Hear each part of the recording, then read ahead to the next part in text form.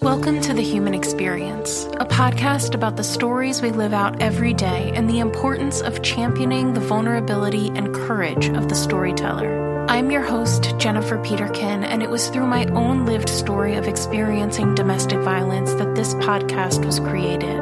By traveling the globe and interviewing each guest in person, I am convinced now more than ever that stories have the power to change the world.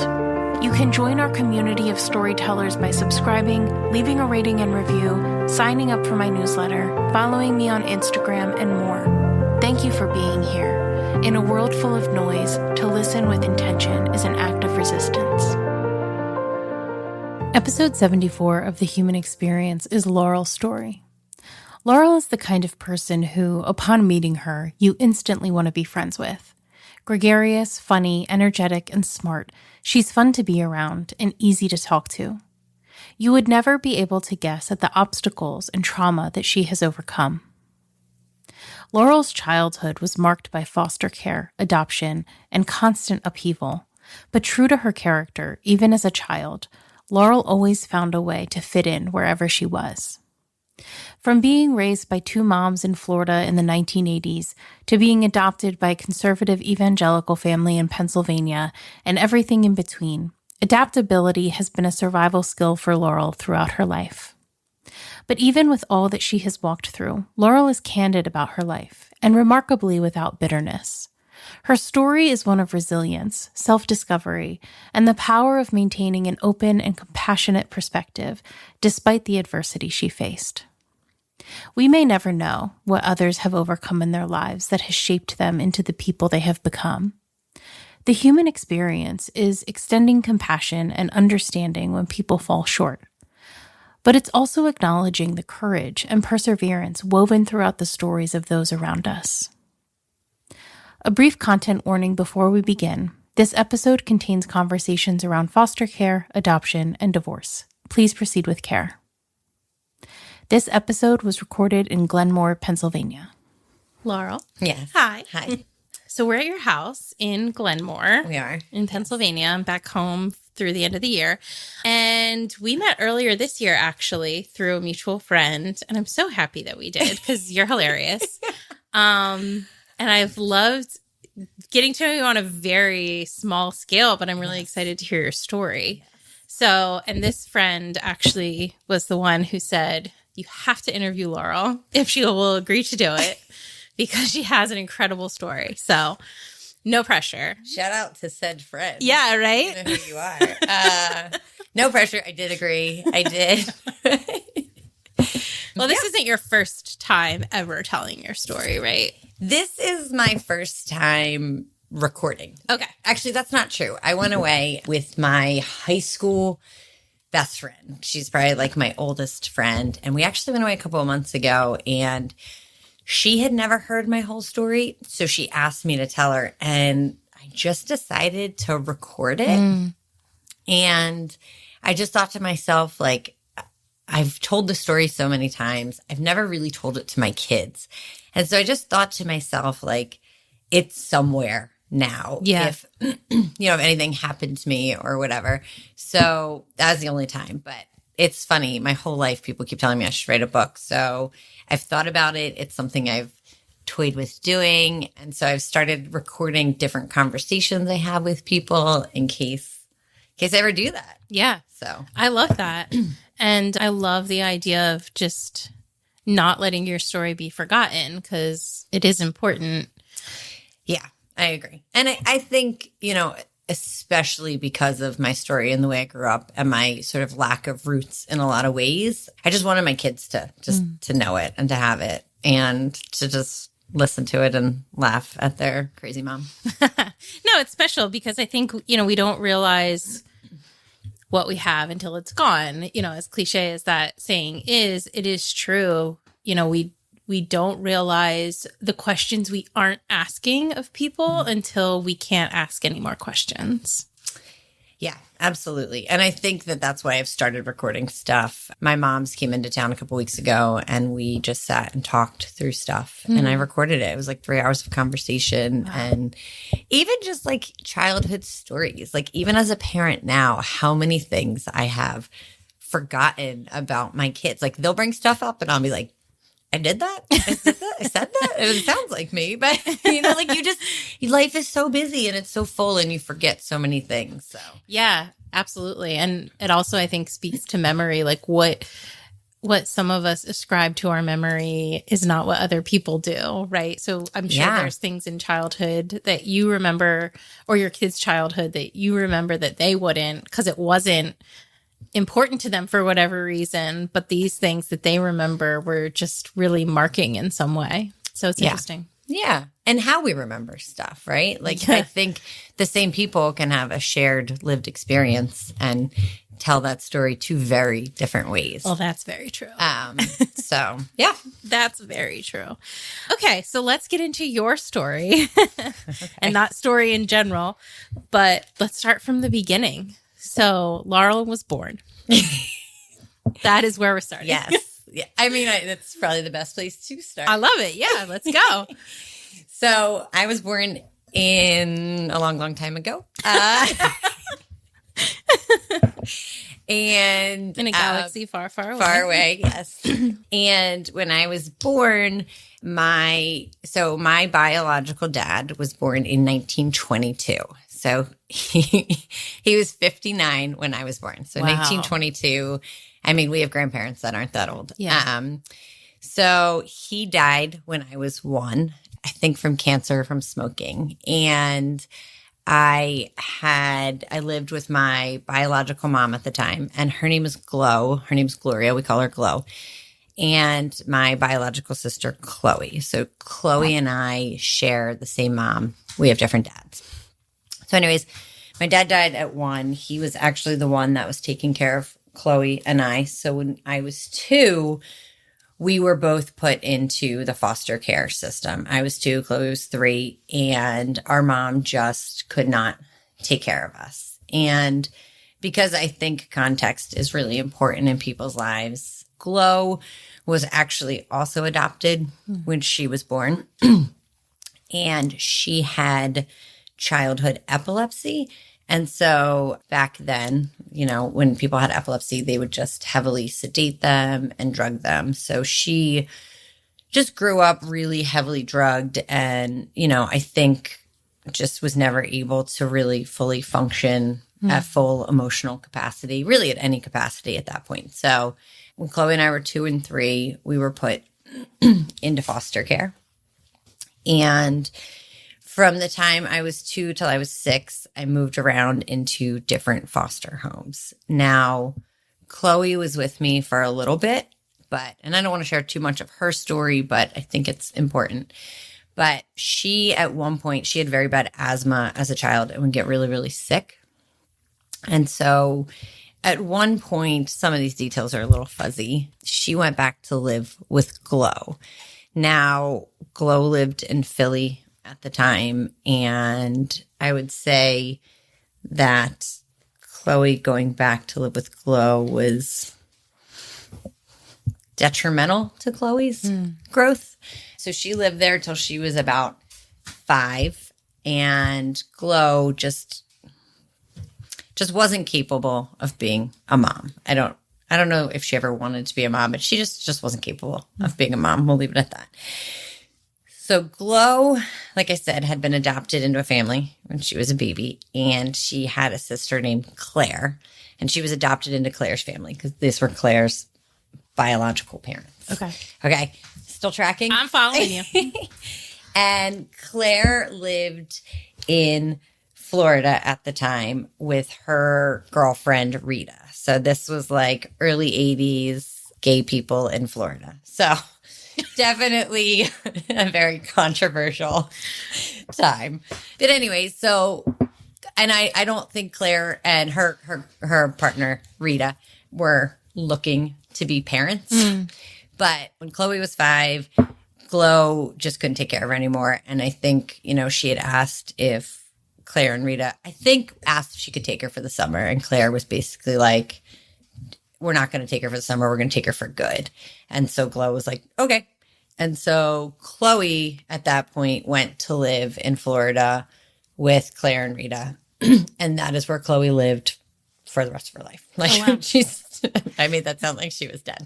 You did. That was going to be my next question. She still lives there. Okay. She's still in Florida.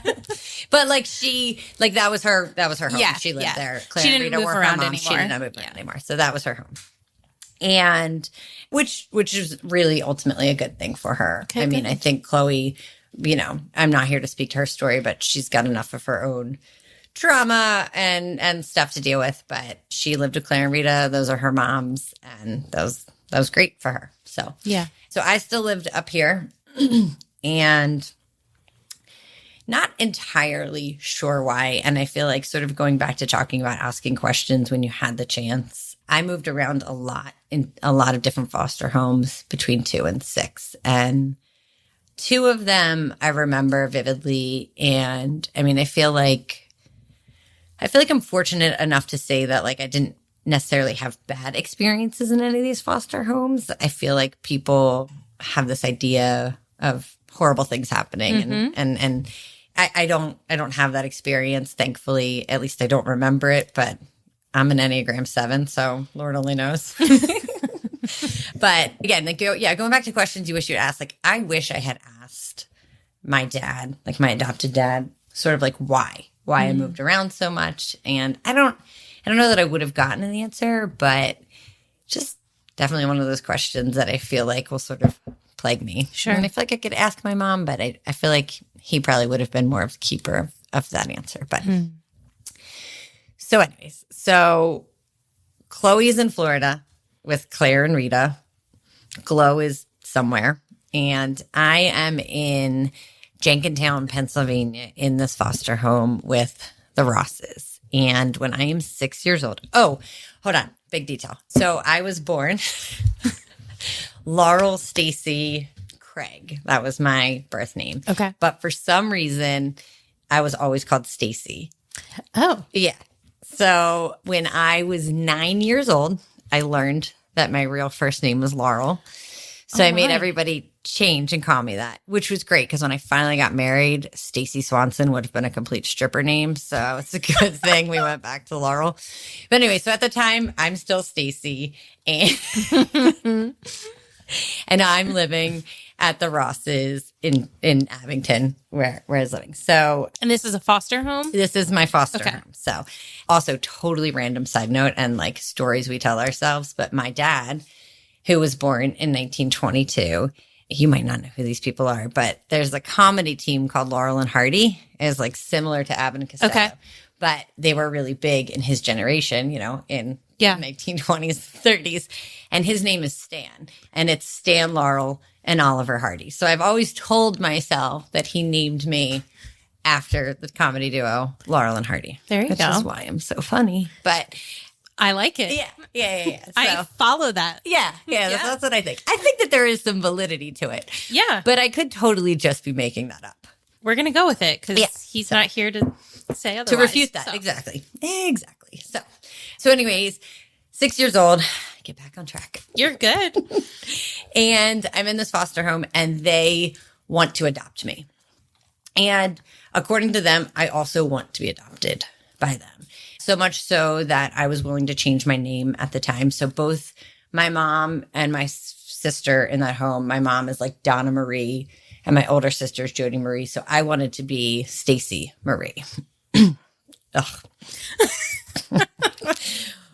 Yeah. Ugh. Stacy Swanson. Anyways, so, and I feel like whether this is like actually parallel timing or not, I don't know. Chloe's in Florida, right? With Claire and Rita. And Claire and Rita don't know that I exist. So they don't know that Glow had this other daughter. I think after Chloe was born, Claire and Glow stopped talking. I think because Claire was so mad Oh, wow. that Glow got pregnant and kept this child and blah, blah, blah.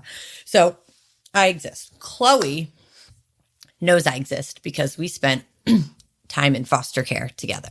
So she apparently is down in Florida telling Claire and Rita, I want my sister and I'm not like, you need to bring her down here. And they're like, we don't know what you're talking about. And she is like adamant. She is like fighting that she is not going to do life without her sister. And we have this this thing. So back in the day, back when we were younger, there was this movie called An American Tale, and it's about this little mouse named Feifel. Yes. And there's the song in it. What is the song? Somewhere Out There, right? And Chloe, I knew I was going to cry at some point. Chloe would sit and sing that to me because she just wanted her sister so badly.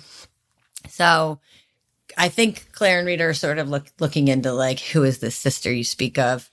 At the same time, my parents up here decide that they want to adopt me. Now, in Pennsylvania at the time, there are closed adoption laws, which means once you're adopted, you can have no contact with your biological family. Parents can't have contact with the kids, vice versa, until you're 18. Now, total sidebar here, speaking solely from a adoptee foster care child, I completely agree with that. I don't understand all of these open adoption laws. I don't know how, as a child, you're supposed to be able to reconcile, these are my birth parents, these are my adopted parents. Like, just all of it to me is just so heavy. And that's has nothing to do with any of this other than the fact that, like, anyways. So they have these closed adoption laws. So Glo won't sign the papers because she's like, I won't get to see her again. And at that point, had you seen her since you've been in foster care? I don't remember seeing her, but I have pictures, right? So Chloe and I have pictures of us like at a mall, spending time with Glo and her grandfather. So I think that there were like supervised visitations.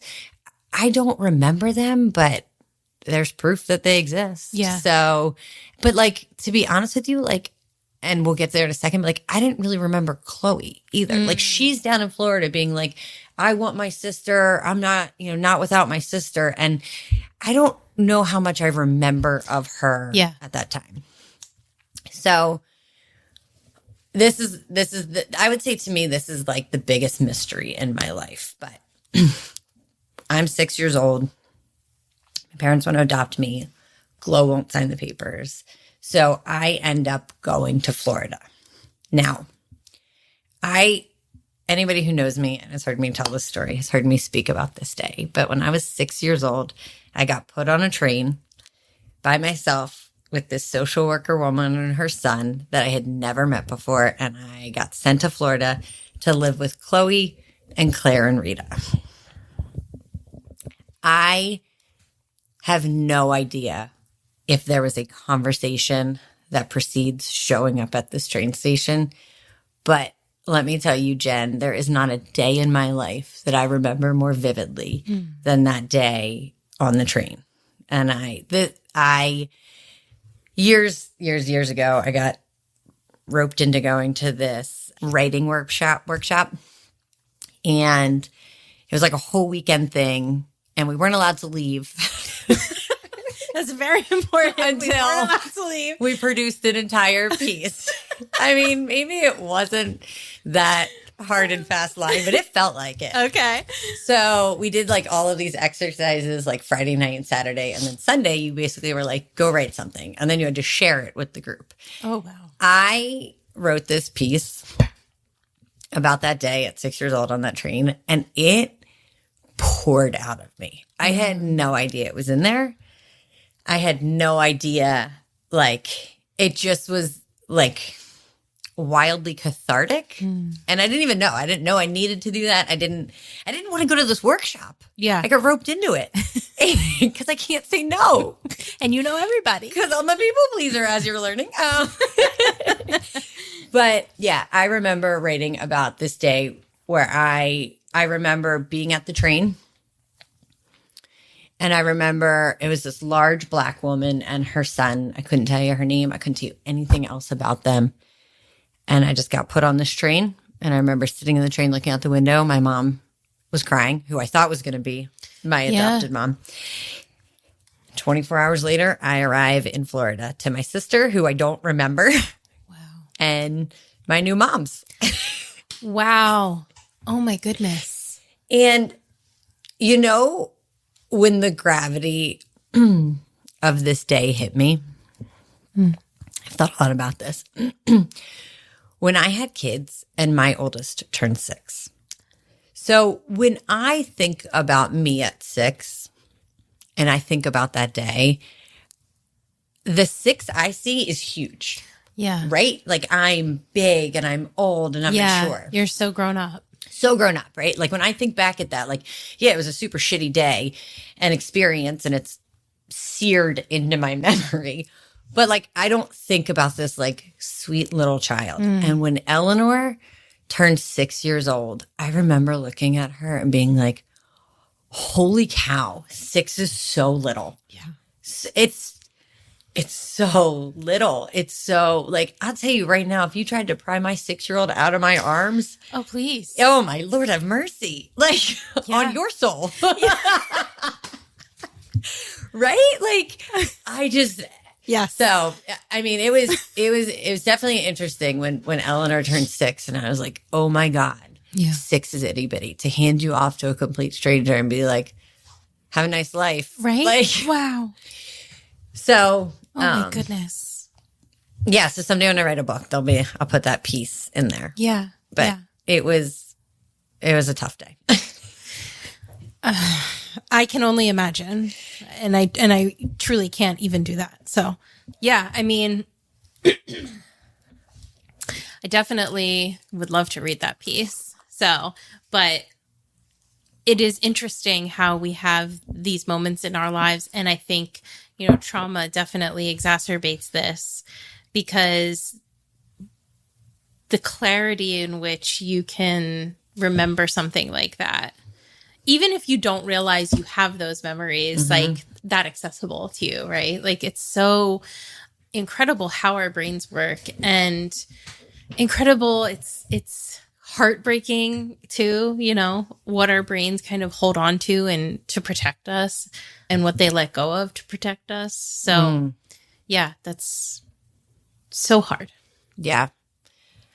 Yeah. I mean, it was, like I said, I didn't know that was inside of me. Yeah. But I think a really interesting theme in my life as I've like reflected on it is how often I just thought everything was normal. Like I have to say, we talk about defense mechanisms and clearly anybody knows me knows my defense mechanism is humor, but also this oblivion that I feel like I was blessed with as a kid and maybe even as an adult, but like how oblivious I was to my reality. Like really, truly, Jen, growing up, I just thought everybody was living the same life as me. Yeah. I thought this is normal. I guess everybody takes a pilgrimage when they're 6 and like, whatever.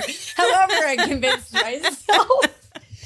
But like, it's so funny looking back on my life now, especially being a mom and be like, yeah, that wasn't normal. Like, yeah, but it was my normal. Yeah. And it was my reality. And I just kept going. I just kept swimming. Absolutely. I think I did an interview this summer with a woman who got very ill and lost her vision in like her 30s. And she was talking about how difficult, like it was so different than somebody who had been born without vision. Sure. Because at that point, that is your only worldview. You don't have anything else to fall back on to be like, oh, but I used to do things this way. So I imagine, there's some parallel there in that you didn't have any other frame of reference for life. And so this was like, yeah, this is what life is. This is just what everybody has to do. And like, even as we're talking about now, I'm thinking about how like my only sort of frame of reference would have been Chloe, my sister. Yeah. And she's going through her own unique experience. And I guess I just assumed that was normal too. So anyway, 6-year-old Stacy. Yes. Still Stacy at the Yes, time. that's right. Still Stacy. Still wanting to be Stacey Marie. Ugh, that was short-lived. Anyways, arrives in Florida, and there's Chloe and Claire and Rita, and I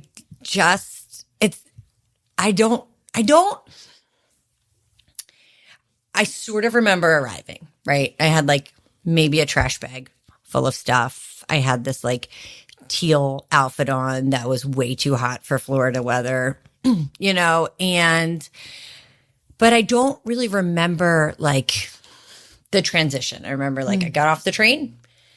These were my new people and I went home with them and then I just kept doing life. Yeah. And I had said earlier that Claire and Rita were just in town in October. And Claire is this like amazing wealth of knowledge. Like she's one of those people that remembers everything and she's just a phenomenal storyteller. And so I just made her tell me all of these stories. And I just asked her questions and I was like, I don't really remember the transition. And, it didn't sound like there was much. I just sort of, all right, well, this is my new family. So this is where I do life now. Like truly. And Yeah. that sounds so silly, but like, I do really think that like, I just adapt. I like become this chameleon. Like, okay, now I have 2 moms and Chloe and a Gus. Who's Gus? Yes. Oh, you want to know? I do want to know. He's not the mouse from Cinderella. I'll tell you that much. No, it's also not Feifel. But so I arrive in Florida, Tampa. Chloe, Claire, Rita, and Gus. So Claire and Rita both worked in psych hospitals in Florida. And As I think nurses? like Claire was a nurse. Rita, I don't know, nurse too. Sure. That works. Whatever, like not nurses, but still really responsible people do. Okay. Sorry, Rita. Anyways. Justice for Rita. Just so we're clear, I just need to give you a quick idea of like Claire and Rita. And Rita is like, you're very much more like butch, lesbian, just she is hands down the nicest human being you've ever met in your life. Do you ever meet somebody and you're like, the world needs more of you and we should clone you? Absolutely. That is Rita. And anybody who has ever met Rita, she should be cloned. She was born in Kentucky and she still has this like Southern accent and she calls everybody like hun and she's just adorable. And Claire is her counterpart who is hilarious and slightly neurotic. Sorry, Claire. And is just high energy. And she's more of your lipstick lesbian. And those descriptions will play out. And I tell you a story in a minute. That's why I'm being so detailed. It's pretty funny. But just like truly like wonderful, wonderful human beings. And, I remember like we had gay parents in the 80s, right? It's not nearly as cool as it is today to have gay parents. And back to that whole idea of oblivion, like I used to get made fun of. And I don't know if this was true for Chloe, but I used to have kids make fun of me all the time being like, your parents are lesbians. And I'd be like, no, they're not. I didn't know what a lesbian was. My parents were for sure lesbians and like very obvious lesbians. But I mean, I used to get like tortured in school and I'd be like, and then I remember being like 15 and learning what a lesbian was and be like, oh my God, those kids were right. Like, I mean, like an oblivious kid. And Chloe, on the other hand, Chloe is like my polar opposite. Oh, right? interesting. Yeah. Like I got all of the personality and she got all of the beauty and the brains. Okay. But she is quiet. She is introverted. She is very well thought out. And then there's her like non-filter sister, Laurel. Still Stacy at the time, but Right. eventually Laurel. So this is the dynamic. So anyway, so Claire and Rita both working at psych hospitals. And there's this guy, Gus, who is there. He has Alzheimer's and doesn't really have any family or anything. So somehow or another, this was before I got down there, Claire became his power of attorney. He kept running away from the home. So she decided to move him in with them. So Gus is there. Now, I got to give you a couple of Gus stories because you need some Please do. context. So he's like 70, sure. And like I said, he has Alzheimer's, used to be in the Navy. And he thought he was still in the Navy. He thought Chloe and I were the like seamen on the ship. He hated us. And some of my favorite Gus stories, we had this mirror. I just need to preface this by like, I'm not making any of this up. Okay. I just need everybody to know. You don't get detail like this without living it. And we had this hallway. And at the end of the hallway was a mirror that went from floor to ceiling. And he would stand there, Jen, for hours and talk to the man in the mirror trying to get it to come out. And he'd be like, come on, you can do it. Just give me your hand. Come on. And so one time Rita walked down there. They're both standing in the mirror. And she's like, Gus, that's you in the mirror. And he's like, that may be, but who's that one? And I like, he used to have this like trucker hat collection. I'm not making this awesome. And again, just thought this was normal. He used to have this like trucker hat collection, and he used to, his room was right there at the end of the hall at the mirror, and he used to poke his head out with his hat on and be like, sure is a nice hat you got there. I wish I had one that nice. I mean, he was the best. I mean, everybody should have had a Gus.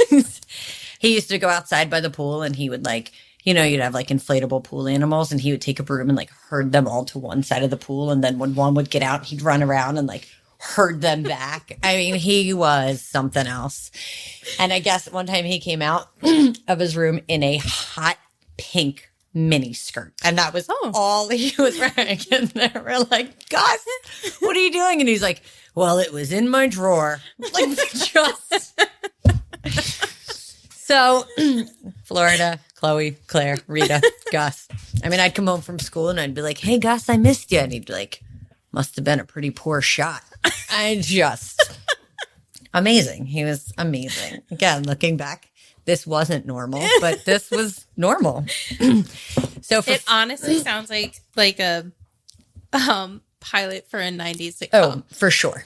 Absolutely. I often think, like, who would I want to play me? Meryl Streep would play Claire, just hands down. There's no doubt about it. Well, that gave me a fantastic visual. Oh, for sure. She would knock it out of the park. So I spent the next 4 years with this cast of characters who are just such wonderful human beings. But during that time, Claire and Rita, they were both alcoholics. And so I would say like 2 years into living there, they both decided to get sober, but they just couldn't get sober together. So they split up, which just destroyed Chloe and I. We used to go to camp every summer for like 3 weeks. And I remember, I know Chloe does too, vividly coming home from camp and them telling us that they were going to split up. And just we sobbed and sobbed and sobbed. So they split up and Chloe and I stayed with Claire, and it was hard. It was rough. I was not an easy kid.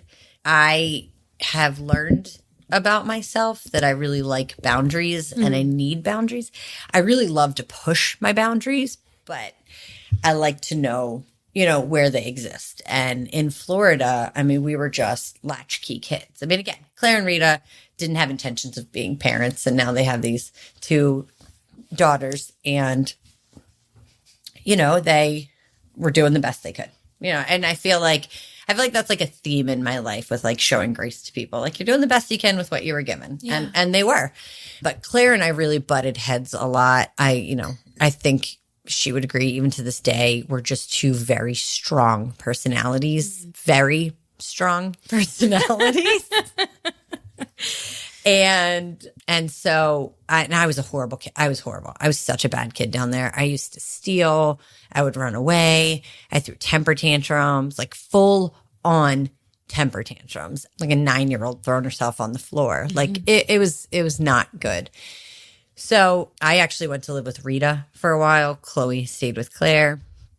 And I mean, that was just so stressful. Rita, we joke about this because we were so broke. I mean, just so broke. And I just have this capacity for only remembering the positive things in life. It's just who I am. I'm very good at only remembering the positive. So like Rita and I will talk about those like living, and I'd be like, man, they were good times. And she would be like, good times? She's like, I wanted to kill you. We were sitting on milk crates as furniture. We had nothing to eat and you were running away. Like, I almost killed you. And I was like, yeah, it was such a good time. And it's really cute because when they were up here last, she's like, I still have that milk crate and I saved it for you. Aww. And I just can't wait to have it because it just is such like a visual of like my childhood and my life. It's pretty cool. So I'm trying to think if there are any other great Florida stories. Oh, we did have, this will eventually be the title of my book, but we did have a tornado come through and hit our house and took off like the back half of our house. And we made the front page of the paper. Like, they have it framed down there. And so at 2:00 in the morning, and this gonna be, we had to get into a closet under the steps. So I always joke that we had to get like 2 girls, 2 gays, and a Gus in the closet. at 2 a.m. I cannot wait to read this book. And our cats. And our cats, of course, were named Carl Sagan and Mahatma Gandhi. Of course they were. Of course they were. Naturally. And again, like those 4 years were so tumultuous. Like I know that they were tumultuous. I know, like Chloe, right? We were talking about how Chloe could not wait for her sister to come down there. Like that was all she wanted. And I was there like a week and she was like, send her back. I mean, because like I came in with this like personality that just was like, just overshadowing, overbearing. I was loud. Like, it was so funny talking to Claire. They were like, you were so loud and you were so horrible. Like, and they say it with such love and I hear it with love, but they were like, you were like off the walls. Like, you were nuts. You were high energy. You were loud. Nobody could control you or contain you. And I was like, me? No, that was Stacy. That wasn't Laurel. Couldn't be Laurel. No. So also while I was down there, when I was like 9, I had to do a project for school or something. That's when I discovered that my real first name was Laurel when I was living in Florida. Laurel, Stacy, Craig. And so I was like, I think you should all just call me Laurel now, which was not an easy, like, I can't imagine my kid just being like, changing my name today and me being like, oh, how do I remember that? Yeah. But I did. And so anyway, so when I was 10, I'd been there for 4 years. And I just want to say that, like, those were the 4 most pivotal years in my life. They were hard. And I don't think I realized how pivotal they were until I got older. But I mean, first of all, just of my entire life, I lived with Chloe for 4 years, my sister, you know what I mean? And like, she is, before I had my own kids, like she is the extent of my biological family. I mean, there's Glow, we're Glow, but, which is fine. But like, there's Chloe and that's it. You know what I mean? And so it's so interesting to me how many times I've told my story to people, like, don't you just wish you were adopted when you were 6 and you didn't have to go through that? And no, absolutely not. And I think, you know, my adopted parents are great, and we'll get to them in a minute. But Claire and Rita, for as wild as I was, they were just so accepting of my big personality, right? Like not that my adopted family made me feel small, but I don't think that they really harnessed my personality the way Claire and Rita did. And, you know, I am a big personality, and I think that there have been times in my life when I've been very insecure about it. But I mean, they just have always been so wonderful and supportive and loving. They're the most affectionate human beings I have ever met in my life. And, you know, my adopted parents are just not outwardly affectionate people. They're not huggers. They're not kissers. I mean, they will, but they're not. Yeah. And Claire and Rita were just, and I'll tell you what, man, they instilled that in me. My poor children. Oh my God. They get smothered. I do feel bad. I don't, but I do. Like, they're at the point now where they don't even try and fight it anymore. They just let me grab their face and kiss them all the time. And I do. And I hug them. And I got that from them. I got the free will to feel comfortable in being expressive and, you know, loving and touchy-feely, and just, you know, because that's who I am. I am, you know, and just feeling comfortable with that. So I think I just don't want that to go understated. Like, those 4 years with Claire and Rita were hard, and for them, they were hellish, and I'm sorry. Sort of. This is the official apology. Yeah, this is an apology. But they also were just so life-giving to me in so many ways, and so many ways that I was not able to recognize till much later in life. So anyways, I do just want to say that, because, like, I do talk about it jokingly, and we do laugh, and it is funny, and it is funny. I mean, it's a wild story, but it also is just so life-giving. All that being said, I'm 10 now, and they're getting rid of me. Okay.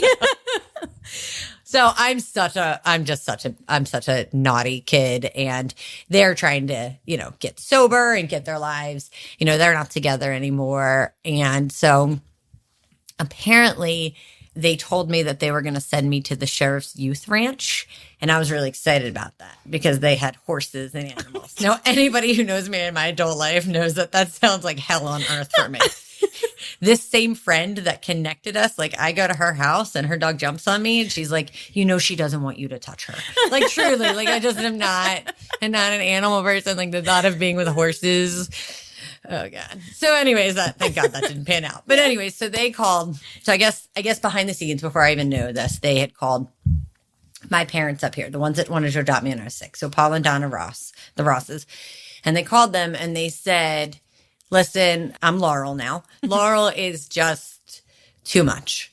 We can't handle her. We don't want her basically. And we're going to put her back in the system if you guys aren't taking her. So I guess my mom, was just like, no, don't do anything. Let me talk to the family. And I guess she went and talked to like my dad and my 2 sisters and I guess called Claire and Rita back and was like, we want her back. It was the worst thing ever, letting her go, whatever. So also in that 4-year period, remember how Glow didn't want to sign the papers, right? So I maybe saw her 3 times. Chloe and I would like come home from school and Glow would be there and we'd be like, oh, Glow's here. And then like 3 days later, we'd come home from school and like, she'd be gone. And like, that was normal. And just like, oh, Glow visit. And you knew she was your mom? Yes. Okay. Yes. That was I've always known, okay. yeah. I've always known she was my biological mom, but like she's just always been Glow. Yeah. I've never called her mom. And I also want to say that like, I have zero animosity towards Glow. Wow. I understand why she did what she did. I like having had multiple interactions with her, in my adult life and like being really seeing her for who she is. It's like, I'm not mad at you. I feel sad that like, this is your life. Yeah. And I appreciate the fact that you recognized your own inability to parent and you wanted what's best for me. Like truly, I don't really feel the need to have a strong relationship with her. Like I feel like Chloe still has more of a relationship with her than I do, but I also was adopted into this family and had this like support system and, quote unquote, a mom. And so I don't have any animosity towards Glow. I'm not mad about it. She's just Glow. It's funny. I don't know how else to explain it. Yeah. Like she's just Glow. You're just Glow in my life. Like Claire and Rita are just Claire and Rita. And they're my moms, sort of. Yes. But like, they're just Claire and Rita. Like, I don't know. Does that make sense? Yeah, absolutely. Like some people just have a name in your life and like that's enough. Yeah. You're just Glow. You not a gave me position. birth. Yeah. Sure. You don't need a position. You're just Glow. Right. Whatever. So, and she knows that. We just have, it's a very, I think, honest understanding of what Good. Yeah. the situation is. So anyways, another one of those things that happened in my life that I didn't really realize how effed up it is until I was an adult. I censored myself for you. I just want you to know. Don't censor for me. In case my kids are listening. Well, there you go. That's a good enough reason. I can put the parental advisory sticker on for your episode. No, I can keep it PG-13. So Claire and Rita took me out to dinner. In Florida, there's this restaurant called the Colonnade. It's funny the weird details you remember in your life, right? And I remember this restaurant like yesterday, and it was my favorite restaurant to go to. It was like seafood restaurant on the water. It's called the Colonnade. And they took me there and they were like, basically, my memory is we can't keep you anymore. You're going back to the Rosses. And I think that they tried to really sell me on like, you're going back to the Rosses. Like, this is your family. And I remember just being devastated, and I feel like I just always wanted to be wherever I was. Right? Like I didn't have a longing to be with the Rosses because this was my family now. Yeah. And, and like once I was adopted with the Rosses, I didn't have a longing to be back with Chloe and Claire and Rita because this was my family now. And I just sort of accepted my new reality every time. But I remember being pissed. And when they were up here in October, I told them how mad I was that they ruined that restaurant for me. Like I live in Florida and I'm never going to go again. But I was pissed at the time. I'm like, damn it, you ruined this restaurant. So this is such a weird thing to say how it happened. And maybe it's just weird for me. So you can tell me what you think. But on Mother's Day weekend, I was 10 years old. Glow, who lived in Virginia, drove down from Virginia to Florida. She picked me up, drove me up to Virginia. She was living. It was a Friday, May 8th, and took me out to the store and bought me a coffee mug that said Bestest Mommy on it for me to give to Donna, who Paul and Donna drove down from Pennsylvania to Virginia and literally picked me up from Glow when I was 10 years old. And I had this coffee cup that said Bestest Mommy on it for my biological mom to give to my soon-to-be adopted mom. Oh, wow. Yeah, and I just was reflecting on this a few years back, being like, so when I was 10, my biological mom was like, here you go. Here's your new family. Yeah. And we're Call going to give me them in 8 years. Yeah. Right? Yeah. It's just when I really let myself think about it, I'm like, so that's not normal. Right. You are correct. Yeah. I thought this was normal. Yet another pilgrimage in my life. And it's so funny. You know how I describe my life? And someday I'm going to write a piece on this. I feel like it's been developing in my head for a long time. But my life, I feel like, is just a series of pendulum swings, right? So I went from the Rosses when I was 6, which is truly this right-wing Christian conservative family, to hey, now I live in Florida overnight with these people I didn't know who happen to be incredibly liberal and gay and, just totally polar opposite. And then 4 years later, I'm like, now the pendulum's going to swing back. And now I'm back in my Christian right-wing conservative home. You know what I mean? Yeah. Sometimes I look at my life as this extremes. It's just really how it feels. So in case you're wondering, politically, I'm very much in the middle. The middle sounds like a nice place for you. Yeah, seriously. So I came up here May 8th. That's my gotcha day, if you will. And my parents, so I have Paul and Donna are my adopted parents. They have their own biological daughter, Jody. And then they adopted another girl, Tabitha. So Jody's 5 years older than me. Tabitha is 3 years younger than me. So all children were adopted? No, Jody's their biological. Oh, I'm so sorry. Jody, yeah, Okay. So Jody's their biological, and then Tabitha and I Okay. are adopted. So, yeah, so now I'm back up in Pennsylvania.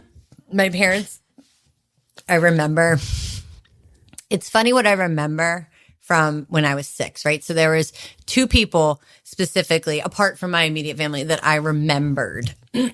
And I came back Friday night, May 8th. And again, just nobody allows for transitions in my life. So I came back Friday, and Saturday we went to a family party. Oh, and my. I very distinctly remember this. It was at my Uncle Ed's house, my mom's brother, and the whole family was going to be there. My mom's whole side, who we were close with. We spent a lot of time. I mean, both our families are close, but spent a lot of time with my mom's side of the family. And before we went, my mom pulled out a photo album. I distinctly remember this. It was showing me pictures and so this person will be there. Do you remember them? And do you remember them? Oh, wow. Yeah. It was a quiz. But the only 2 people I really remembered from when I was 6 was my grandma, my dad's mom, my mom Ross. And she and I had the same birthday, June 1st. Her name was June. And she was just awesome. I mean, I truly, anybody born on June 1st is awesome. It's a thing. I'm obsessed with my birthday and June 1st, but she was really a wonderful human being. And so I remembered her. And then I remembered my cousin Jill, and actually her sister too, Jack and Jill. I said that correctly, Jill and Jacqueline. Jack and Jill. And growing up, our moms are sisters, and we just grew up together. And we grew up together, when I was 6. And then when I came back as Laurel, we just grew up together, spent a ton of time together. And that's who I remembered. And I remember they looked like twins. They were 2 years apart, but they looked identical, Jill and Jacqueline. And I remember, how fucked up is this too? We walk in, right, to this party. I've been home, quote unquote, 24 hours. And Jill and Jacqueline walk up, and my mom's like, okay, now which one's which? Oh, my gosh. 50-50 chance of getting it right. Oh my God, what is pop quiz? Yeah, truly. This is, I think I got it right. Oh God, I hope I did. But yeah, so then I spent, the next, maybe whatever, in this adopted family. It was great. In a lot of ways, it was great. In a lot of ways, it was really tense. But I was so happy to be in an adopted home. I remember really struggling with feeling like I had to forget about the Florida family. I still kept in touch with Chloe distantly, but I just remember feeling like I had to have this loyalty or this allegiance Oh, interesting. to my new adopted family. You know, I remember going to church and learning that like being gay was bad, right? So then like also trying to reconcile that. And like really, I spent a lot of years trying to ignore or forget about, you know, Claire and Rita and Chloe, but not as much, you know. But it was hard. It was like a hard transition to make. Like I said, like wherever I was fully in. I was like loyal. One of the things I remember, this one really breaks my heart, is, and again, it's so funny how many things, you know, as an adult when you reflect back. But I took this class years ago, and the person teaching the class talked about vows we make to ourselves and how we, you know, live and die according to some of those. And I just had this moment where I remember a vow I made to myself and how that affected the next, you know, 20 years of my life. And when I lived in Florida, I had these like psychosomatic allergies. So I was like allergic to like sugar and corn syrup and things like that. Like in hindsight, I think they ended up being more psychosomatic than they were anything else. But I don't know if I've ever even told my parents this story, but they picked me up from Glow, and naturally, what do? You take your new child out for ice cream. So they were like, we pull into this Dairy Queen, and they didn't know what my allergies were at the time. I knew. And they looked at me and they were like, you can have ice cream, right? And Jen, I knew I could not have ice cream. I knew eating that ice cream was going to destroy me. Okay. In that moment, I distinctly remember making a vow to myself that I'm just going to say yes. Like, I cannot risk losing this family again. And I like distinctly remember making a vow to myself, like, just say yes, Laurel, just say yes. And I was like, yeah, I can totally eat this. And like, I just think that for a long time in my life, I just operated out of that place, especially with my dad. So I feel like, you know, when I got adopted, when I was almost 11, right? It's like the first time I had a strong male influence in my life. And man, did I take to that like a duck to water, you know? And I could have said I wanted to do X and he'd be like, I think you should do Y. That was it. I did Y. I mean, and I truly for a long time, like that is what I operated out of. Just that sort of vow to like, I guess ultimately to be a people pleaser, right? Like how do you not be a people pleaser in that situation, right? Absolutely. Yeah. Like you just want to be wanted. Accepted. Yeah. So I lived with the Rosses till I was, 18, 19, went to college. It was bumpy, but I don't know that that's worth getting into. Yeah. Right. And then 19 years old, I went to college. I remember getting in contact with Glow. It was the first time. Actually, it wasn't the first time. Shortly after I'd been adopted, my parents were out and Glow called and I was home and I picked up the phone and she was like, hey, I'm going to be in town. I can't wait to see you. And like, to me, this was normal, right? Yeah. Like so I was so excited, right? And so my parents came home from wherever they were at and they were like, guess what? I was like, Glow called. She's coming to town. I can't wait to see her. And my dad looked at me and he's like, you can't see her. And I was like, what? And he's like, absolutely not. And I just remember looking at my mom. I don't know why she was the person who took it on. And I was like, I hate you. And I stormed away. And I remember getting into a lot of trouble for saying that. And really, in hindsight, I should not have gotten in trouble for that. There should have been some Understanding, some insight there. Yeah. But yeah. So I very distinctly remember Glow being in town and not being able to see her and being crushed by that. Yeah. And again, I think that's probably why I felt such a loyalty to these people, I remember when I was 16, I came downstairs, I was talking to my dad. And you have to understand, my dad really was like my person. Like he had 3 girls, but I'm self-professed the favorite. And I am the favorite. But we just had a great relationship. And not that I didn't have a good relationship with my mom, but she was the one I picked on. She was the one I wanted to be loved by my dad. Mm-hmm. And I was, but I would have walked across fire for his love and acceptance. And I don't know if I can explain it other than the fact that he was a strong man in my life. And he was a good man. He passed away a couple years ago, and he really was a great guy. But when I was 16, I came downstairs and I was like, oh, guess what? I was like, so excited. It's such a big day. And he's like, I know, you're 16, you get your license. And I was like, no. I was like, this is the longest place I've ever been in one place in my life, the longest time. And he was like, oh. And I just, like, most kids at 16 are like, I can't wait to drive. And I'm like, guess what? I've been here for 5 years. Wow. Wow. We should celebrate. But he didn't celebrate the way I celebrated. Just so we're clear. I don't think anybody celebrates stuff the way I celebrate. But yeah. So then I feel like, from that point on, I did everything I was supposed to the way you were supposed to, right? I went to school. I got good grades. I don't want to get into my older sister because I feel like that's opening a whole nother can of worms. But, she was one of those people that sort of did everything your parents told you not to do. Okay. So I watched that and I was like, wow, that's not winning you any affection and points. So I'm going to do it this way. And I was. I mean, truly, whether it's from, watching her, and all the trouble she got herself in, or whether it was just that people pleaser in me. But I mean, I went to school, I got good grades, I went to college. I didn't know what the hell I was going for, but I went because my dad one time said to me, you're going to be the only second person in our entire family who went to college. That was it. I went to college, Yeah. because he said that. Yeah.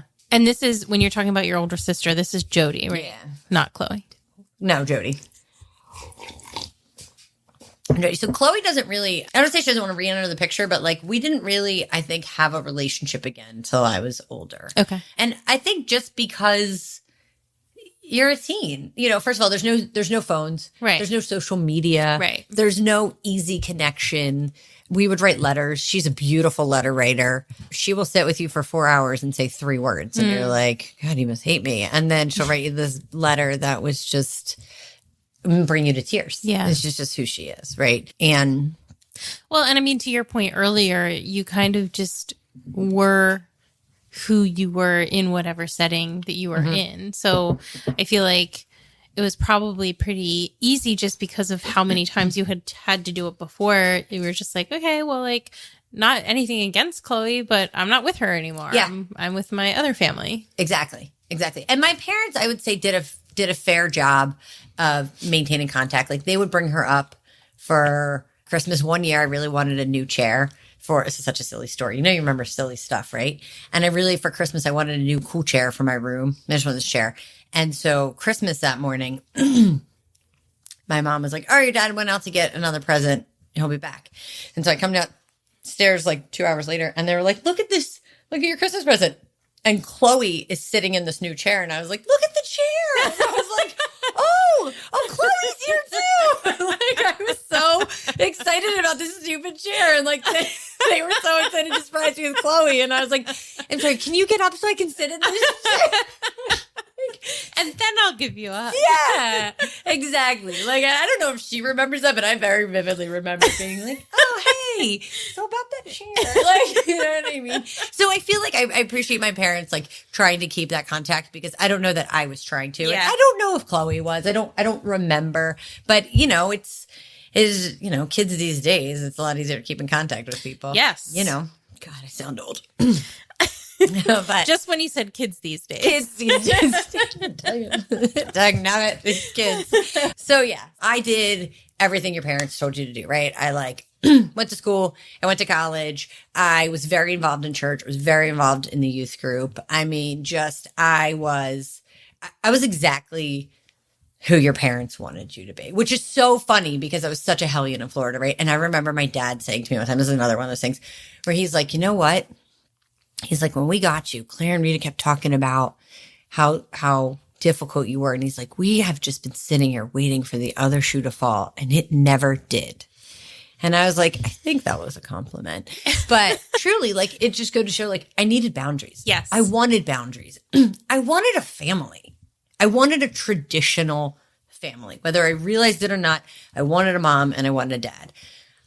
Just what I wanted. And once I got it, and there were rules, and my mom was a stay-at-home mom, and dinner was on the table every night at 6, and I knew what to expect, and I knew, does that make sense? So, like, Yeah. to me, like, that's what I wanted. That's what I needed in life. Okay. So anyways, I went to college, and I adhered to the whole, like, I don't know if you've heard this, like, ring by spring, right? You're supposed to, like, go to college and, like, find your husband. So I did, sort of. So I met this guy, Alan, actually when I was in the youth group, and he was helping out as a youth leader, but it wasn't scandalous or salacious. We were just friends. Okay. And we were sort of friends for like 7 years, but never in the same place in life. Like age will do that. We're 7 years apart. Yeah. Oh, yes. So like location wise, but just never, like, I was in college and he was working. And when he was in college, I was in diapers. Just kidding. I was in high school, but he's an old man.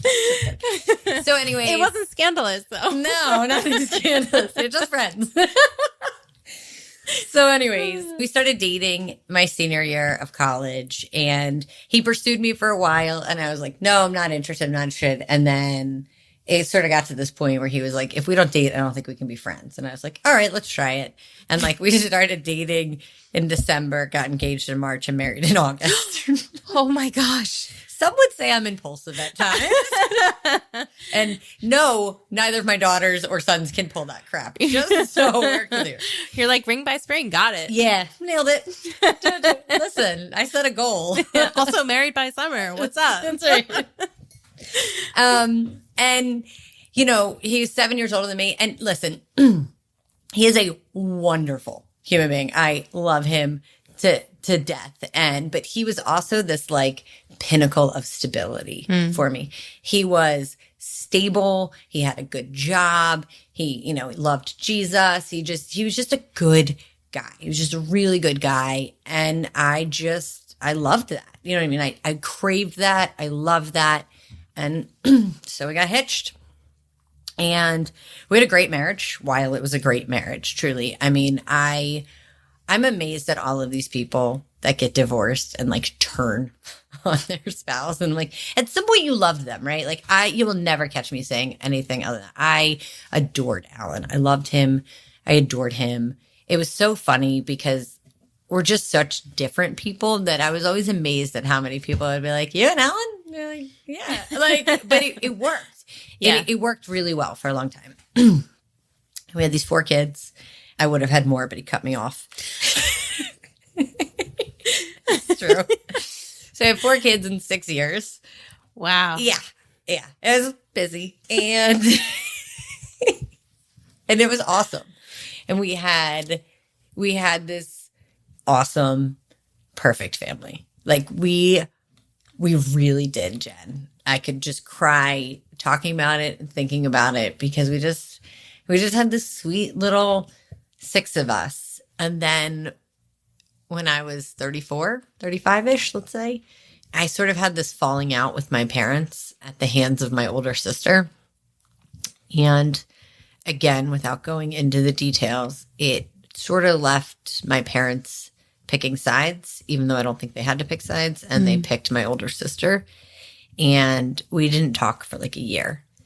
And something happened in me when that happened. Now, I had spent my whole life up until that point sort of telling the story like I'm telling you.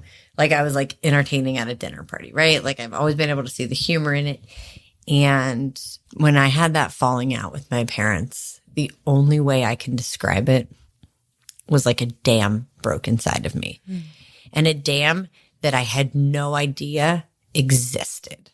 So I have learned that I had a traumatic childhood. This is just so I learned this at like 35. But like truly. Yeah.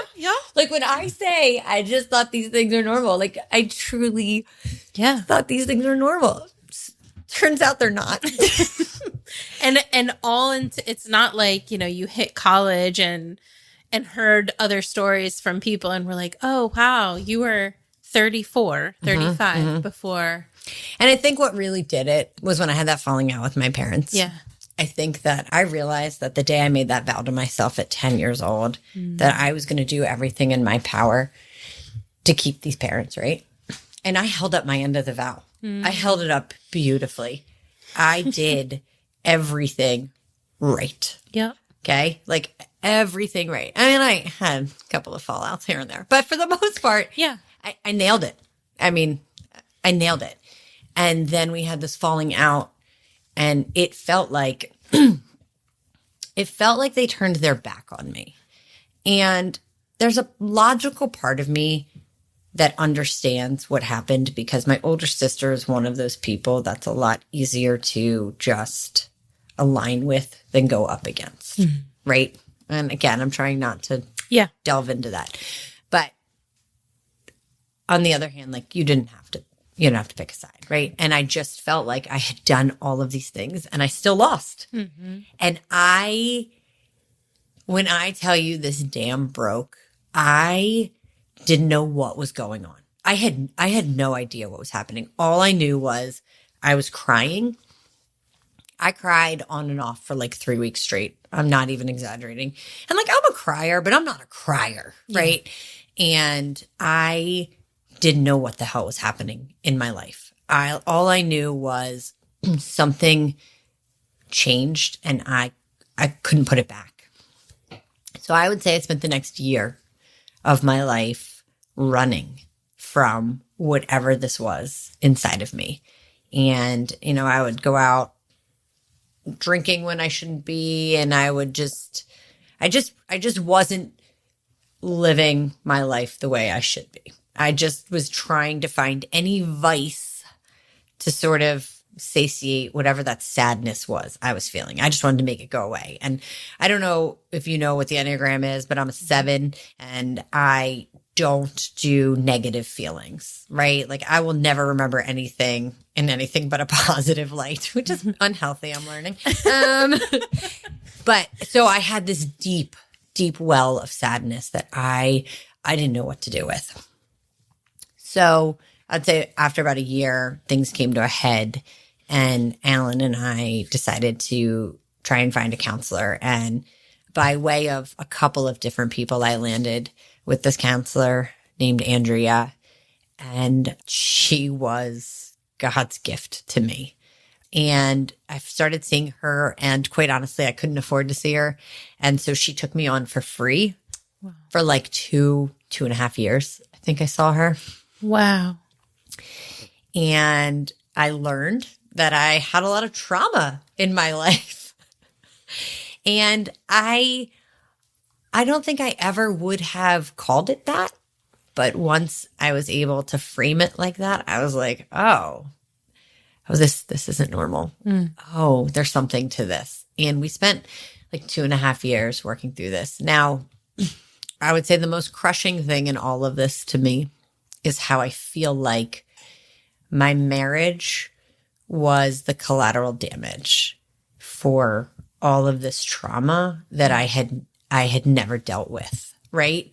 I wanted so badly to be able to like work through this stuff in my marriage, and I just couldn't. And I don't know how else to explain that other than the fact that like I had never lived on my own in my entire life. I spent my entire life being this huge people pleaser. And I just felt like I had no idea who I was. I had no idea my own opinions. I remember in the confines of my marriage, I would say to Alan, like, what do you think about this? And he'd be like, X, Y, and Z. And I'd be like, yeah, that's what I think about it too. Like, truly. And I don't know if that comes from growing up in like the evangelical church, where it's like, he's the head of the house and I'm supposed to submit to him. And anybody who knows this Laurel is like, she isn't submitting to anybody. But I did. I mean, when I tell you I played the part, Jen, I played the part. Yeah. I mean, I pushed back a lot with Alan, but at the end of the day, like, we worked well together, but I understood the hierarchy. Yeah. Quote unquote, Yes. Quotes. Yes. But I just realized that I needed to figure out who I was, this like authentic version of myself. And I I just couldn't do it in the confines of my marriage. And Andrea was awesome because she was not pro-divorce in any capacity. And I think she tried very hard to help me keep my marriage together. But I think she also very much understood what needed to happen. And so I moved out with 4 kids for the first time in my life. I lived on my own and I hustled really hard. And I just sort of figured out who I was. I remember doing a counseling session one time. Chloe and Claire and Rita were in town. And so they came with me and we did this 2-hour session with Andrea. And I remember all 3 of them were like, we knew this day was going to come. And I was like, what? And they're like, yeah, like you don't get to go through all the stuff you've been through and like come out unscathed. And I was like, well, like a little heads up would have been nice. Like, but you know, it was almost validating that all of these people in my life also validated the fact that like, hey, yeah, these were traumatic experiences. And hey, yeah, this breakdown, this whatever I was having, you know, was valid. Right. And I don't know why we seek such validation in life, but to me, I needed that. I needed to know that like I wasn't going crazy and that like I wasn't making a mountain out of a molehill. Right. Cause like I had it been like, oh yeah, I grew up in foster care. Oh yeah, I moved when I was 6, got uprooted overnight. Like, yeah. But I mean, just the validation from some of the most important people in my life. Oh, it's huge. The validation from Alan. I knew this was going to get me. We, damn it. Sorry. Okay. Don't apologize. I feel like I broke his heart. Unintentionally, if that counts for anything. Yep. You know, we have this really beautiful relationship. I think it's beautiful. I think, I think he would agree. And I think the reason we have it is because he is so gracious and able to look at the life and know that like I didn't end our marriage because I didn't love him. I ended our marriage because I didn't know how to work through the trauma that I discovered within those confines. And we've talked about it so many times. And I can't tell you how many times Jen, I said to Alan, I'm like, why don't you hate me? Like, you should hate me. I took our fairy tale life and I turned it upside down. And, you know, nobody goes into marriage hoping to get divorced, right? Yes. You know, like, well, I'm going to do this until I'm not. Like, no, like that's not, I mean, I sure as hell didn't. Maybe people do. I don't know anybody that does that. You know, and so I feel bad because I often feel like Alan and our marriage paid the price that like wasn't his to pay. Like he paid the price and our marriage and our family paid the price for trauma that wasn't. But yeah, I mean, I feel like we got divorced and we have just developed this beautiful friendship. I think we co-parent really, really well. And I'm thankful for that. I have these 4 unbelievable kids. I have these 4, I think what I'm most surprised about is I have these 4 unbelievably secure kids. Wow. Like they are secure in who they are. They are secure in their family. I don't know how we created that. It was almost like everything I wanted. Everything I wanted in a mom. Yeah. I became. Like I am the mom to my kids that I always wanted. And I hate that divorce is part of their story. I truly, it kills me. But I hope too that someday they can like recognize that. I hope that someday I come across, especially with my daughters, as like a strong woman. And not that I think getting divorced equals a strong woman, right? But I think becoming the person that you fully want to be, deserve to be, like living your most authentic self. Yeah. I think is strength. And that's what I hope I can like pass along to them. And anybody who knows my oldest knows that she took that gene and ran with it. Fantastic. Yeah. So yeah, I mean, that's the story. I mean, wow.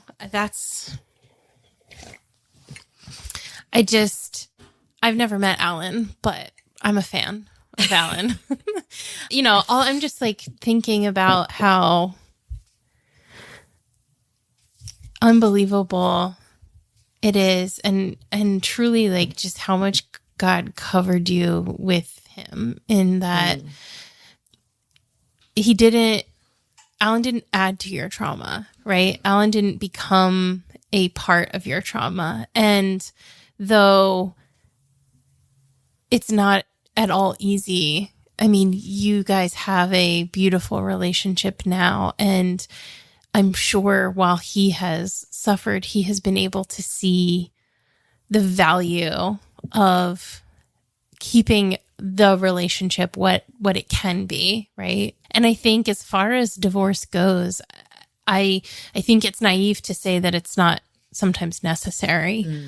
But as far as divorce goes, I think your family is emulating love within that context as much as humanly possible. It is true. And I know that like everybody is like, my kids are awesome and they're resilient. And they are. I mean, they all have gone through different periods where they've needed some counseling and they've needed to work through things, and rightfully so. But they truly have, we have worked very hard to just maintain just an open, fluid line of communication and love and transparency, for sure. And just going back to that comment about divorce, like it's really hard to get divorced when you grow up in an evangelical church too. Yes. And I think the stigma that I struggled with for years, I mean, years, and even still, I think that I have times of guilt. I have times when I'm with people and I'm like, yeah, I'm divorced. You know what I mean? Like you whisper, like there's almost a shame that is tied to it. And I don't know if that's a cultural shame. I don't know if that's in the context of the church shame, but it was something that I wrestled with. So like here I'm dealing with all of this trauma finally.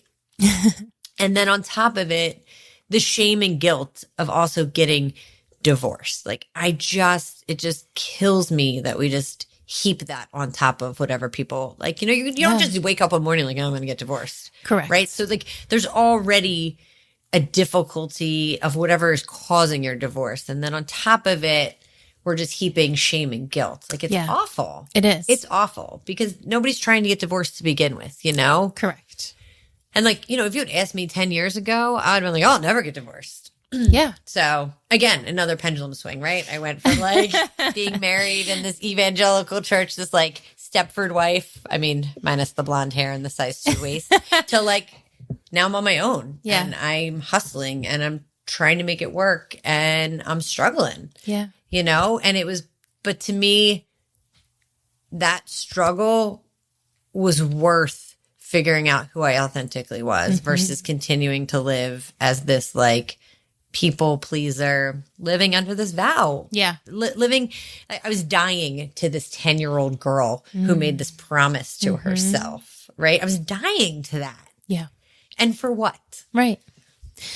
I agree with you 100%. And now, I know your story is not one of domestic violence within the context of your marriage. Thank God. But I think that especially growing up in the evangelical church, because I did as well, when you said you made our childhoods could not be more different. Let me just make that clear. Our childhoods are complete opposites. So you had a normal childhood too? I actually was sent on a train when I was 7, not 6. No, I grew up in a conservative evangelical church as well. And, when I was growing up, I remember being very like sold out on the tenets of the Christianity that I grew up with. And when I got married, I remember being like, just feeling very good about myself because I had followed all the rules. Yeah. I did everything the right way. I was young. I was getting married. I was, before I did anything else. And I just had my whole life ahead of me. And I truly thought, like, I followed all the rules. I'm going to have a good marriage. Mm-hmm. And then it fell apart very quickly. And I just like wrestling with that, like what went wrong? I did everything right, and everything still went wrong. And so wrestling with that was really difficult. And I relate to that part of your story because I know what that feels like specifically within the confines of evangelicalism, how much shame and how much guilt comes with that. And it's so sad because by the time I left my marriage, which again, I wasn't married for long, but the damage had been done so quickly that by the time I left my marriage, I was in a place that I felt like, all right, well, like, if this means I'm going to hell, I guess I'm going to hell because I can't do this anymore. Yeah. And thinking back on that and actually making a decision within that mind frame is like, wow, that is so awful. Like nothing about that is good or okay. And thankfully I had people around me that really like walked through it with me and validated me. And I do think that that's why that was so important, to your point earlier, was because I was constantly doubting myself, but not just in a way of, am I doing the right thing? But are there going to be eternal consequences for getting myself to be okay, like for healing? Are there going to be eternal? Does God hate me? Right. Because I have made this decision that is ultimately going to lead to a better me and a better situation. So yeah, I mean, I think there's a lot of things. I still absolutely believe in God, but I have really pulled away from a lot of the same evangelicalism because I just have seen the damage that it has done. And I've seen specifically women hold on to marriages that they shouldn't be in for the sake of their religion. And what ends up happening is there's just more trauma, and then they still end up getting that divorce anyway, just later in life. Yeah. Or there's generational trauma. Well, yeah, that too. But and to that point, like, it really breaks my heart because when I did finally get divorced, and I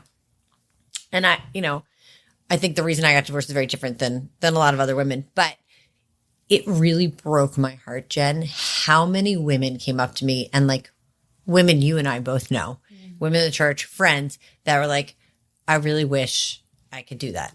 I wish I had the means to do that. I don't know how you did that, and like that, I think if it weren't for the trauma rearing its ugly head, I would likely still be married. Right.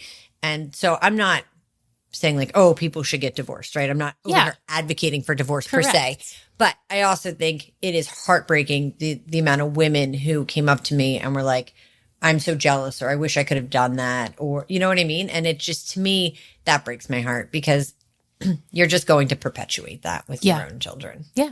And like, I wouldn't much rather be divorced, but like, I know that Alan and I show these kids so much love and affection that I guarantee, and it's not a contest, but I guarantee there are people out there whose kids are in families with married parents that are struggling with, you know what I mean? Yes. Like, and my kids they're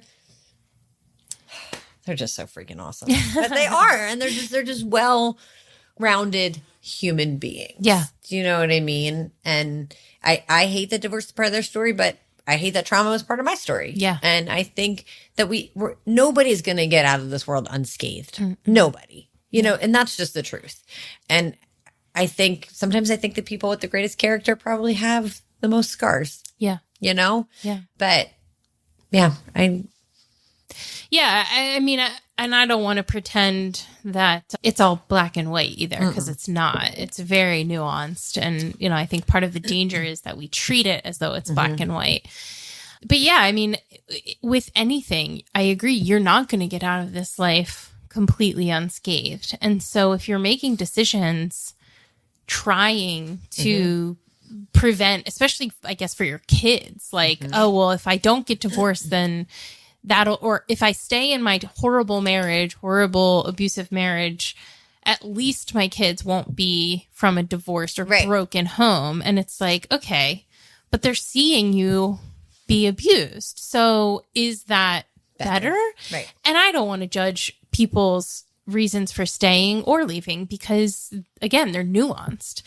And to treat it like you can just judge based on very limited information, I think is really foolish. But I think that especially within the context of religion, because evangelicalism isn't the only religion that is guilty of this, especially within the context of religion, it is so damaging, especially for women, to they're just trapped. The women feel like they're trapped. So we kind of gotten away from your story. We totally got to, but I just want to say one other thing too, because I think the other thing that I really struggle with is like, I think once we get divorced, I feel like it's like the scarlet letter, right? Yes. Like for a long time, I was like, I'm divorced and there's something wrong with me.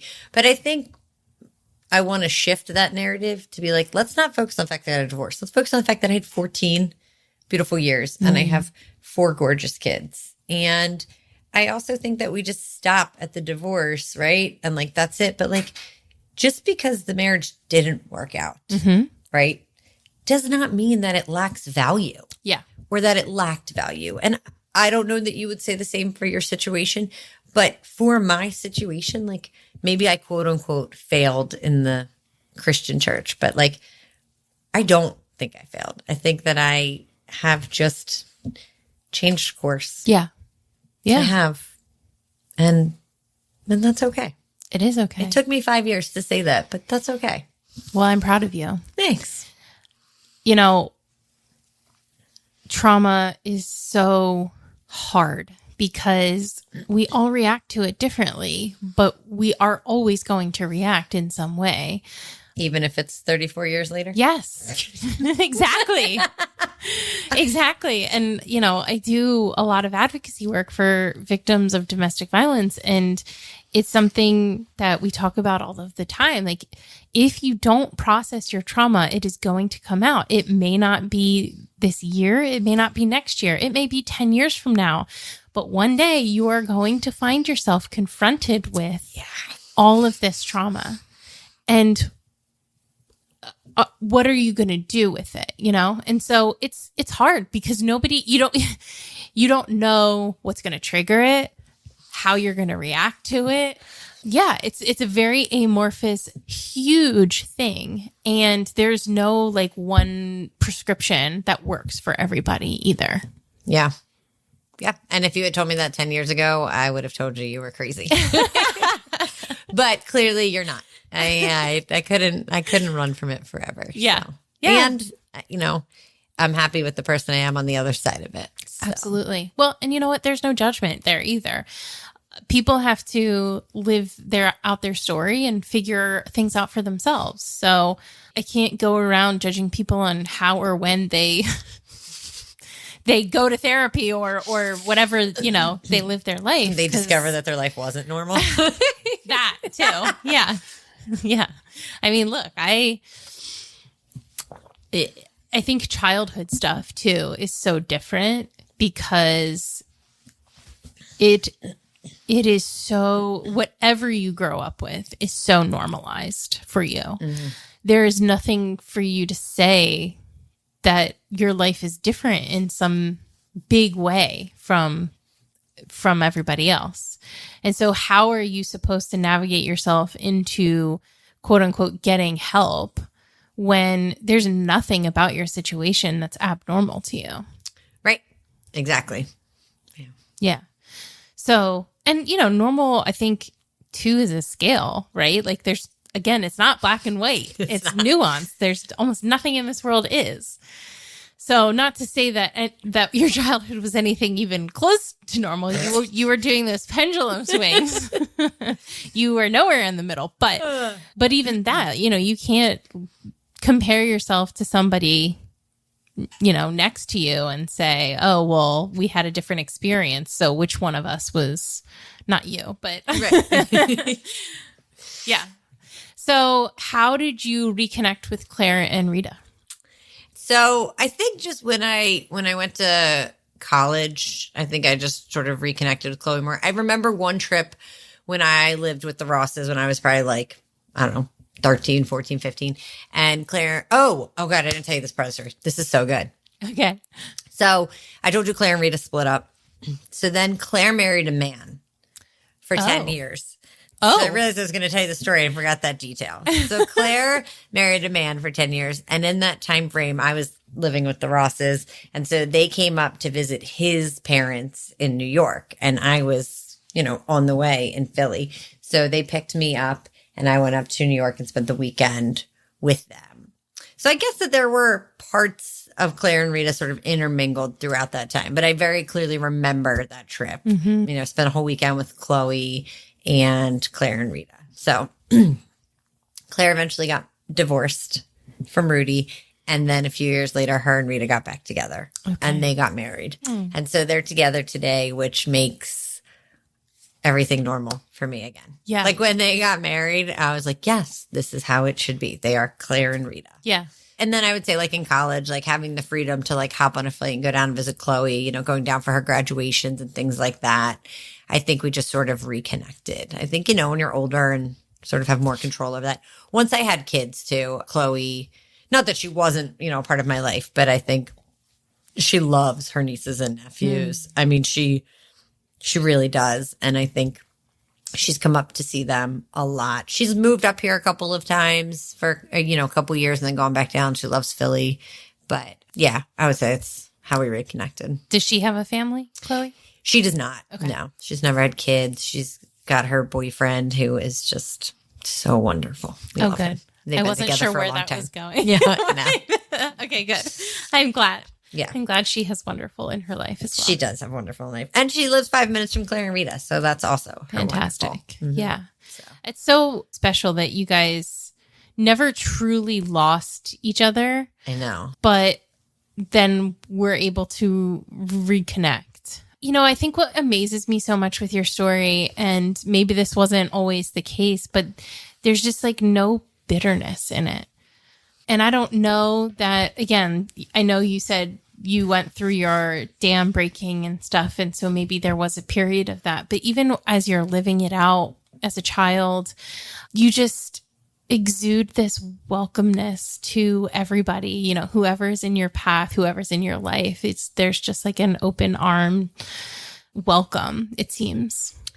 Yeah, I don't recall ever really being bitter. I would say when I had that falling out with my parents, I don't even know if I would use bitter. I was devastated. Yeah. I was devastated. I think that would be the correct word. But I don't do well holding on to anger. Even when I do get angry, I think I have like a burst of anger. And then it's funny because before I got married to Alan, my dad took him out and they were having this like conversation about me. And my dad said to Alan, he's like, one of the great things about Laurel is that like she can get upset and angry, but like 5 minutes later, she's your best friend again. Right. And it's so true. So Alan's like, oh, this is going to be great. So in our marriage, we get into our first fight and we get in this fight. And then like 5 minutes later, I'm like, all right, you want to go do something? And he's like, no. And I don't think he realized he's a stewer. He like stews in his anger. He's got to like work there to process it. And I'm like, no, really, like we're good now. Like, don't you want to go? Don't you want to go? Ha, ha, ha. And he's like, no, I'm still angry. So this thing that he thought would be great, like backfired because he does not recover from that emotion as quickly as I do. I'm kind of like Dory too. Okay. Dory's the one that always forgets stuff, right? So this is me. I am a huge benefit of the doubt giver and probably to my own detriment. I guarantee that I have been, and I'm thinking of someone in particular, but have been burned by people more times than I should allow them. Yeah. Right. But I don't know if it's just a Dory and I just forget, or if I choose to forget, but I can't hold a grudge to save my life. Yeah. I don't have any interest in being angry. I don't. It's never been my personality. Call it Enneagram 7, call it whatever you want. I just personally think like life is just too short to hold on to that shit. It is. There's just bottom line. Like, listen, I said my piece. I'm angry. I got it out. I'm done now. Like, and I'm done. Like, and I can be your best friend 5 minutes later, but I don't know how to hold on to anger or bitterness. I don't know why people want to. Yeah. I had these 2 grandmoms, right? I had my mom Ross, the one I remembered from when I was 6, and then my mom's mom. And my mom Ross was she sat in the nursery at church for 30 years, right? She took care of every single baby. She just loved everybody. And then my mom's mom, who was sort of like just a crotchety, ornery old woman. And she just sort of had this smug face all the time. And my dad's mom just was always smiling. And I've distinctly noticed at my dad's mom's funeral, my Uncle Don got up as my dad's brother. And he said this quote, and I've never forgotten it. He said, before 40, you have the face you were born with. After 40, you have the face you deserve. And I have never forgotten that. And I'm like, I want to have a face where I am always smiling and I am always happy, because my mom's mom had a face that you were like, ugh, you just don't look happy in life. And my dad's mom, like, it was such a good quote for her, because she was just she's a June 1ster. I'm telling you, there's something to it. But apparently. So I think about that a lot. Like, just, you know what? Listen, I have been through plenty of stuff in my life, right? And I don't have time for the anger or the bitterness. I don't. What do you gain? What value does it bring to your life? I told you, I can get mad. Oh, you can piss me off. I will get mad. But like, we'll be best friends like 5 minutes later. Yeah. Yeah. No, I mean, my poor kids. the whiplash. Honestly, God, no, you're so right. Like in the morning, you're like, hi, just blah, blah, blah. And I'm like, I hope you have such a great day. It's fine. I love you so much. Kiss, kiss, kiss, smother, smother. Like, but I swear to God, if you come home and don't do your homework, like these poor children. They're better for it. You're making them resilient. So dread. But like, I have this like dread, but can't wait till like 20 years from now when me and my kids are all sitting around and they're talking about how I really was a mom. And I'd be like, I was so great and happy all the time. And then they start spewing these stories and I'm like, I don't think that that's accurate. I'm choosing to remember all the positive. There you go. Hey, just stay on brand for you. Don't change now. I think anybody who knows me, truly knows me, like, like I just am. Listen, this is so cliche, but I couldn't mean it more. Like, life is for the living, and I am here. I am here to consume experiences, and I am here to love on and consume people, and that's it, man. That's it. I don't have time for that bitterness bullshit. Yeah. Good. I mean, I feel like it's amazing how many people have said, like, you deserve to be angry, and like, what am I angry at? Yeah. Am I angry that I had a tough childhood? But like, look at where it's brought me. Yeah, we all have tough childhoods. Yeah. We all grew up in the 80s. It was tough in the 80s. Those metal slides, like, come on. Clarity just was pee outside. They'd be like, you can't come in till 8 o'clock tonight. Like, what do we have to pee? They're like, we live on an acre of land. Good luck. Like, come on. Find your own way. Yeah. Yeah. Hey, I mean, I think it's an incredible gifting, actually, because I think so too. I don't think that people that hold on to bitterness or anger necessarily realize that they're doing it. I think that, and I think that again, there's a spectrum of that. Not everybody has to be like the biggest grudge holder to hold on to some things. Yes. But I think especially for people that have a really hard time letting anger go and becoming bitter or resentful, don't necessarily realize that is the life that they've resigned themselves to. And so in some ways, I think, once again, that's where therapy helps, hopefully. Sure. But I think it truly is a gifting for you to just be able to have that framing in your life.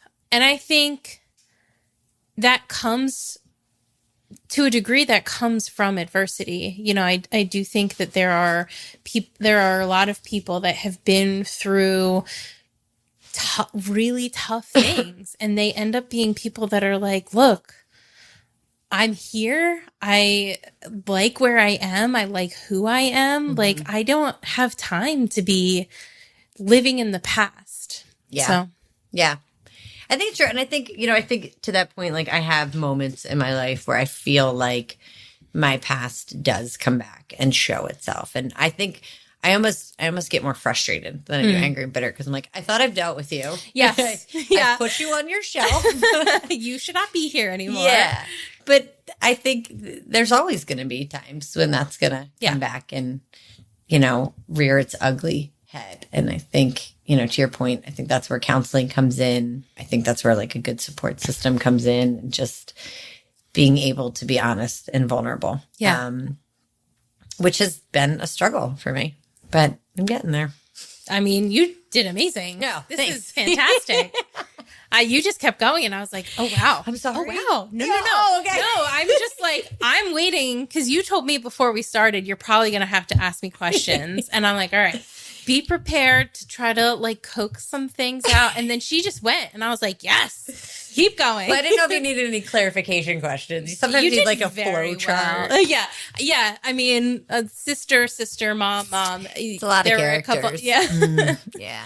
Maybe we can do it like they do in like the fantasy novels. We'll put a map at the beginning Seriously. of the book.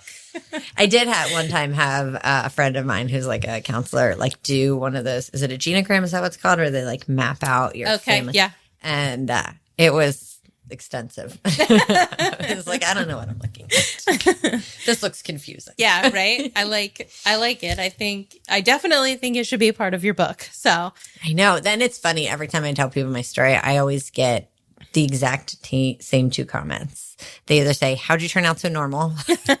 and "You should write a book." Yeah. So well, and maybe your writing workshop that you were forced to attend will be something that you are so thankful for. Yeah. Like I said, I mean, that piece I wrote was just so cathartic. Yeah. I mean, like I said, I had no idea that was in there. That, and then I had a really good friend one time. She has an adopted daughter, and she turned me on to this website called dearadoption.com. And it was people writing to adoption like it was a person and like telling their story. So I started like reading these, and there's a lot of really angry adoptees out there, right? And rightfully so. I'm not going to tell anybody how they need to feel because I've definitely gone through the spectrum of feelings on being adopted. Sure, like, oh, you're supposed to be this grateful adoptee, and also like, this sucks. I don't have roots, and whatever. But I was reading these stories, and I was like, man, none of these align with me. So one day I sat down and I was like, all right, Dear Adoption, and I wrote this whole piece, and I sent it in, and they like published it on the website, and Wow. I'll send it to you. But yeah, just again, like just finding those sort of prompts almost that like pour that out of me Yeah. is so interesting to me. Yeah. Yeah. I guess to that point, I mean, I kind of feel like I know what direction you would probably go here, but adoption in general, it is such a contentious subject. And I mean, there's a lot of, again, layers there, nuances, and you have intercontinental adoption Sure. and all of that kind of thing. So I guess like, how do you feel about the conversations around adoption? I know that's a very big question, so take it however you want to take it. How do I feel about the conversations about adoption? Yeah, not necessarily about like adoptees in their experience, but there's been a larger conversation around like the ethics of adoption in general. And like, obviously it's such a big part of your story. And I have one of my best friends since third grade is adopted, and she has she's very much like you in that, I mean, she didn't have the trauma in her past, but as far as her adoption goes, like she has a very good relationship with her family, and she doesn't really have anything that was like, well, my adoption was trauma. Her sister, that is not her biological sister, but is another adopted sister, has the exact opposite. And so I think it's very interesting how people can kind of walk through a similar experience and come out with different outcomes or feelings about it. So, yeah, I mean, it's interesting because without going into detail about Tabitha's story at all, I would say that, my younger sister's also adopted. She's lived with my parents since she was 2 days old, but she's also biracial. And so she has a very different experience, even though we both grew up in the same house. Now, I would say, in a lot of ways, has negative feelings towards adoption, right? Which you would look at that and go, that's so wild. You've lived with the same parents since you were 2 days old.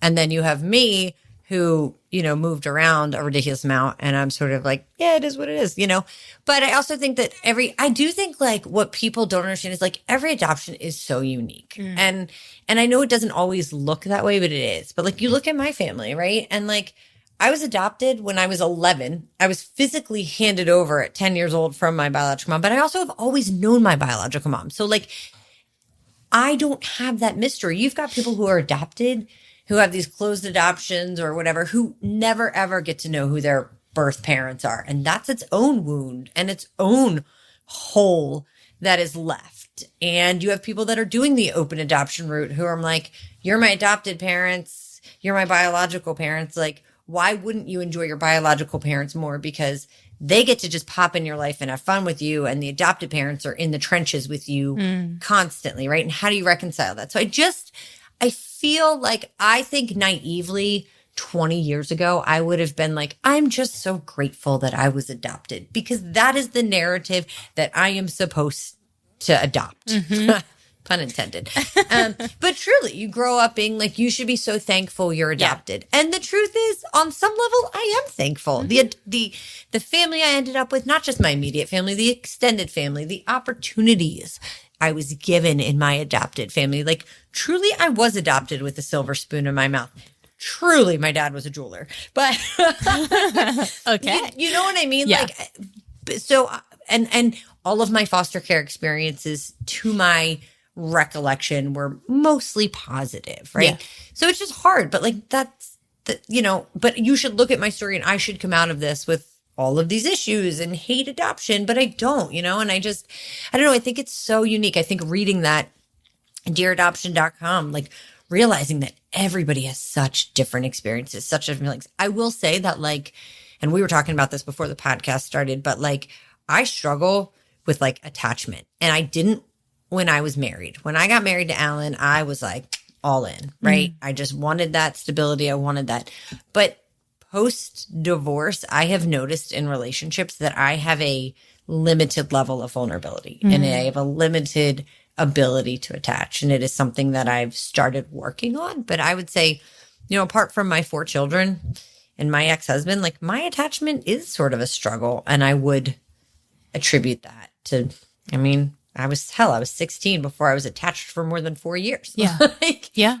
You know what I mean? So there are definitely things, but I'm not against adoption. I'm not against international adoption. I personally think like there are 500,000 domestic adoptees. Like I'd like to see us adopt a lot of them, but I think people just need to be tender to the idea of adoption. I think that especially, I'm totally picking on the evangelical church, but especially in the evangelical church, we're coming across as like, we are saviors.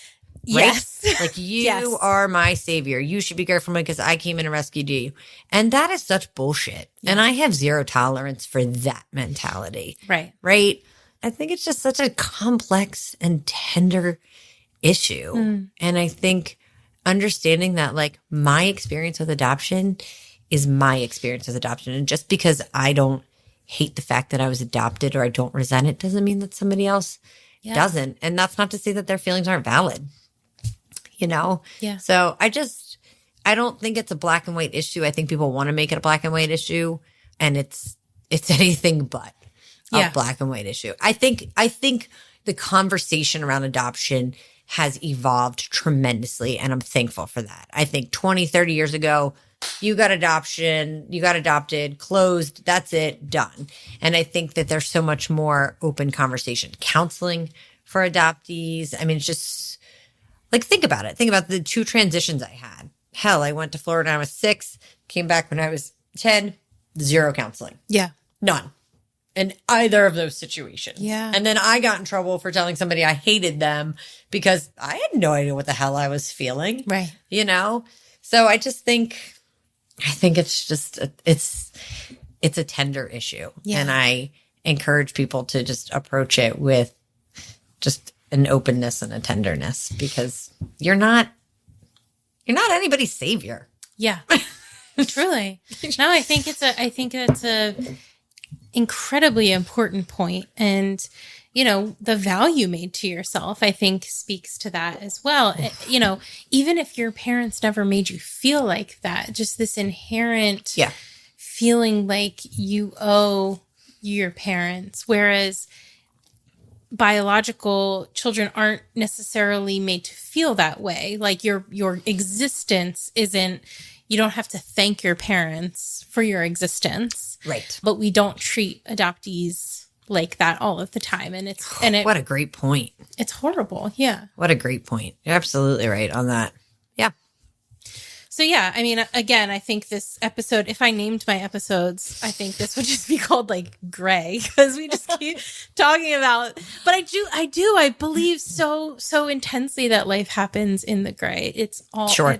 There are very, very few things in life that are black and white. And, when we try to treat it like it's a one size fits all, or that there is no complexities within an issue, that's how we get to places where we start thinking we're saving other people. Yeah. And, it's not how we should be thinking about other people. It's not healthy. It's not healthy for either party. No. Mm-mm. So. No.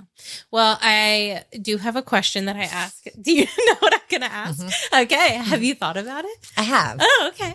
So, through the lens of your experience, what does compassion mean to you? Can you repeat the question? I always joke that I'm not a very compassionate person. Like, if you ask my kids, like, if they fall down, I'm like, get up, you're fine. But I think that I'm compassionate when it's important. And I think when it is important is in approaching other people. Like, I guarantee the one time you and I hung out, right? We met one time. We had a couple of drinks at Estrella. And I'm sure that I came across as this like happy, bubbly, perky, really funny person. And you had no idea that my childhood was riddled with trauma, right? And most people who meet me, I guarantee if this episode comes out and people at work and people who know me listen to it, they're going to be like, oh, right? Because you have no idea what people's lives look like. You have no idea what people have gone through. You could think that you have a shared experience with somebody and you have a totally different takeaway from it, right? And so I think compassion for me looks at, sort of like you said, welcoming everybody with open arms. We all have a story. Some of us wear them on our sleeve and some of us don't. But we all have a story. Taking time to listen to people's stories. But even if you don't take time to listen to people's, treating people, like you just have no idea what people have been through. You have no idea. And I think compassion looks like treating everybody with like dignity and love and just an openness, because man, life is hard. Life is hard. And, you just have no idea. And I think just treating people that way. I mean, I try so hard to welcome everybody into my life, just arms wide open, exactly who you are and where you're at in life. That's it. I think that if we could all just treat people like that, Yeah. You have no idea what people have gone through in their lives. So rather than presuming to know, let's just treat people with love and compassion. Yeah. That's a beautiful answer. And I'm reflecting on the word tenderness that you used, which I really love, and thinking about within the context of what you're saying and how much different would the world look if instead of, getting on our high horse about things on either side of the aisle of things, that Sure. we approached things with tenderness and respect and really just tried to view others as people that are trying their best. Yeah. I think we all need to just be benefit of the doubt givers. Yeah. It's a lot easier burden to bear than bitterness and anger. Cynical. Yeah. Yeah, for Yeah. sure. Yeah. Hey, if that, I mean, I think that's a level of transcendence, honestly. It's a beautiful way to live, but it's intentional for sure. I think compassion is intentional, Yeah. right? Like we have to choose to be compassionate. Yeah. It is intentional. I think that's what life's about, living with intentionality, right? It should be. Should be. Well, thank you so much for doing this and for letting us use your home and for the coffee. Of course. Thanks for, asking the questions. Oh, I mean, I said you were born and you went, yes, I was. And here's the story. The world has never been the same. I promise you that. Thank you for listening to The Human Experience. If you enjoyed this episode and you'd like to help support the podcast, please subscribe, share it with your friends and family, share it on social media, and rate and review it on Apple Podcasts and Spotify. You can also support the podcast financially by going to my website, thehxpod.com, linked in the show notes, and clicking on Donate. It takes a lot of time and resources to create this podcast, so every little bit helps. Everyone has a story, and I'd love to hear yours. So be sure to check out the show notes for more information about how to stay in touch. Do good and love well.